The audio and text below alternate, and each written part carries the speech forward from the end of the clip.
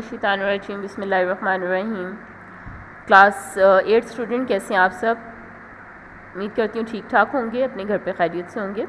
اچھا اسٹوڈنٹس، آپ نے پریویس لیکچر میرا سنا، اس میں ہم نے رقو نمبر 4 کی آیات کا ترجمہ اور الفاظ معنی پڑھائے تھے آپ کو۔ آج کے لیکچر میں ہم آپ کو اسی چیپٹر کی ایکسرسائز کروائیں گے اور اس کے ساتھ حدیث نمبر 3 ہم پڑھیں گے۔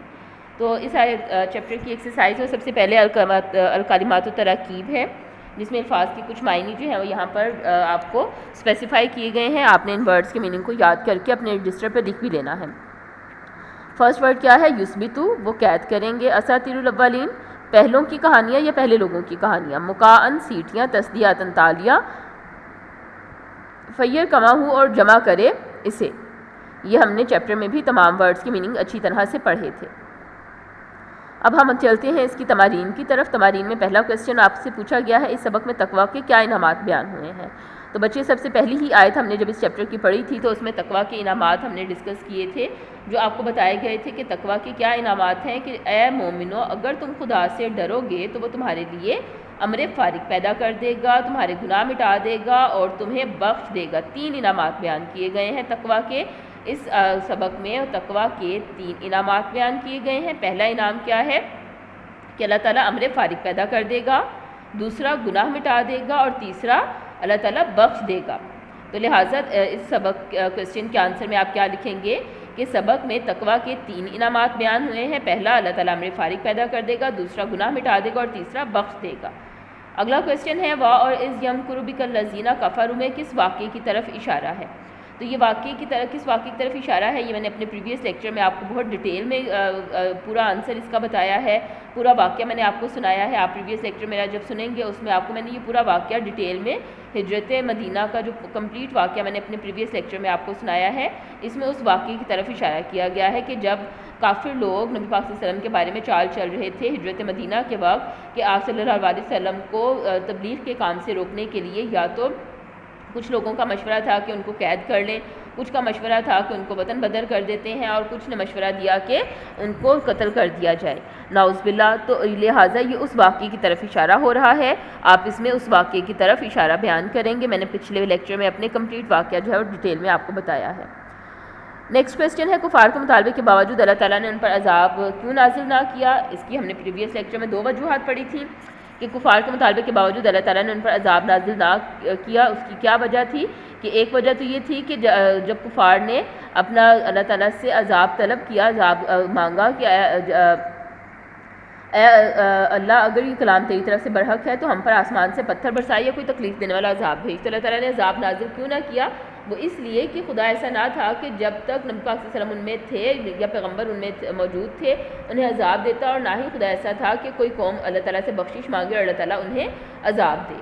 تو یہ 2 وجوہات تھی جس کی وجہ سے ان پر عذاب نازل نہ ہوا تھا۔ ایک تو پیغمبر کی موجودگی، کہ جب تک کسی قوم میں پیغمبر موجود ہوتے ہیں تب تک اللہ تعالیٰ اس قوم پر عذاب نازل نہیں کرتے ہیں، اس قوم کے میں موجود ہوں، اس قوم کے ساتھ ہوں، اور نہ ہی اللہ تعالیٰ جب کوئی قوم بخشش طلب کر رہی ہو تو انہیں عذاب میں مبتلا کرتے ہیں۔ تو لہٰذا ان 2 وجوہات کی بنا پر اللہ تعالیٰ نے کفار پر عذاب نہیں نازل کیا تھا ان کے مطالبے کے باوجود۔ اگلا کویسچن ہے مندرجہ ذیل عبارات کا مفہوم بیان کریں۔ وما کان اللہ لیعذبہم وانت فیہم وما کان اللہ معذبہم وہم یستغفرون۔ وہی آیت ریپیٹ ہوئی ہے کہ اور اللہ ایسا نہ تھا کہ یہ عذاب طلب کہ آپ صلی اللہ علیہ وسلم ان میں موجود ہیں کہ ان کو عذاب دے، اور نہ ہی اللہ ایسا تھا کہ وہ بخشش طلب کریں اور وہ انہیں عذاب دے۔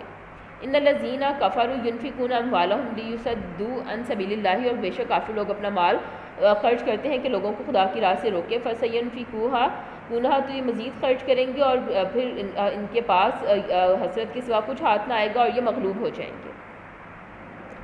تو ان آیت کا ترجمہ ہم نے چیپٹر میں بھی بڑی اچھی طرح سے پڑھ لیا۔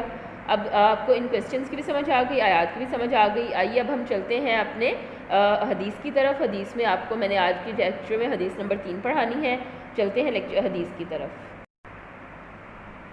جی اسٹوڈنٹس، حدیث نمبر 3 ہے آپ کے پاس آج کے لیکچر میں جو ہم نے پڑھنی ہے، یہ ہے خیرکم من تعلم القرآن وعلمہ، تم میں سے بہتر وہ ہے جس نے قرآن سیکھا اور دوسروں کو سکھایا۔ خیرکم من تعلم القرآن وعلمہ، تم میں سے بہتر وہ ہے جس نے قرآن سیکھا اور اسے دوسروں کو سکھایا۔ تو اس میں قرآن پاک پڑھنے اور سیکھنے اور اس کو دوسروں کو سکھانے کے حوالے سے فضیلت بیان کی جا رہی ہے۔ نبی پاک صلی اللہ علیہ وسلم فرماتے ہیں کہ قرآن کریم کیا ہے، یہ ایک کلام میں الہی ہے، اللہ تعالیٰ کی طرف سے دائمی اور حتمی ہدایت کا ذریعہ ہے۔ اس کا موضوع کیا ہے؟ اس کا موضوع یہ کائنات ہے، انسان ہے، اور لہٰذا جو یہ کتاب ہے اس میں صرف اور صرف آپ کو نماز روزے کی تعلیمات اور دنیا اور آخرت میں کامیابی حاصل کرنے کے کلیات، یہی چیزیں صرف محض عبادات پر مشتمل نہیں ہیں، بلکہ اس میں انسانی زندگی کے تمام پہلوؤں کو جو ہے وہ بیان کیا گیا ہے، چاہے وہ دنیاوی ہوں، چاہے اخروی ہوں، چاہے معاشی ہوں یا معاشرتی ہوں، سیاسی ہوں یا سائنسی ہوں، ہر طرح کے ٹاپکس کے اوپر اس میں معلومات موجود ہے اور رہنمائی بھی موجود ہے۔ اب ہمارا کام کیا ہے کہ آخرت تک یہی ایک کتاب جو ہماری دائمی ہدایت کا ذریعہ ہے، اس کے علاوہ اب ہم کسی بھی طرح سے اگر کامیابی حاصل کرنا چاہتے ہیں تو کوئی اور راستہ نہیں ہے کہ ہم اس کتاب کو اچھی طرح سے سمجھیں، اس کے اندر بیان کی گئی نشانیوں کو انڈرسٹینڈ کرنے کی کوشش کریں، جیسے کہ اللہ تعالیٰ فرماتے ہیں کہ اس میں عقل والوں کے لیے نشانیاں موجود ہیں، تو ہمیں اس کتاب پر غور و فکر کرنا چاہیے، سمجھنا چاہیے۔ تو نبی پاک صلی اللہ علیہ وسلم نے بھی فرمایا کہ تم میں سے بہتر وہ ہے جو قرآن کو سیکھے، یعنی اس کو سمجھے، اس پر غور و فکر کرے اور اس کی نشانیوں کو انڈرسٹینڈ کرنے کی کوشش کرے، اور نہ صرف خود سیکھے بلکہ اسے دوسروں کو بھی سکھائے۔ تو ہمیں کیا چاہیے کہ نہ صرف ہم اپنی زندگی کو قرآنی تعلیمات کے سانچے میں ڈھالیں، بلکہ ساتھ ساتھ دوسروں کو بھی اس کا پیغام پہنچائیں اور اس پر عمل کرنے کی ترغیب دیں، اور اسی طرح سے ہم دنیا میں بہترین انسان بن سکتے ہیں، اور نہ صرف دنیا میں بلکہ آخرت میں بھی۔ حدیث کا پورشن آپ کو پتہ ہے بیٹے 3 نمبر کی حدیث ہے، اس میں 1 نمبر کا ترجمہ، 2 نمبر کی تشریح ہے۔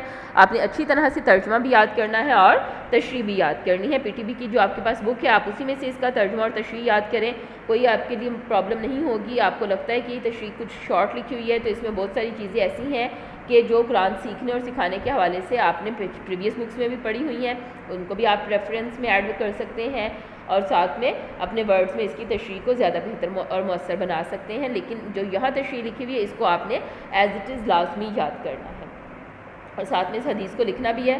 آج کے لیکچر کی امید کرتی ہوں کہ آپ کو سمجھ آ گئی ہوگی ایکسرسائز اور حدیث کے حوالے سے۔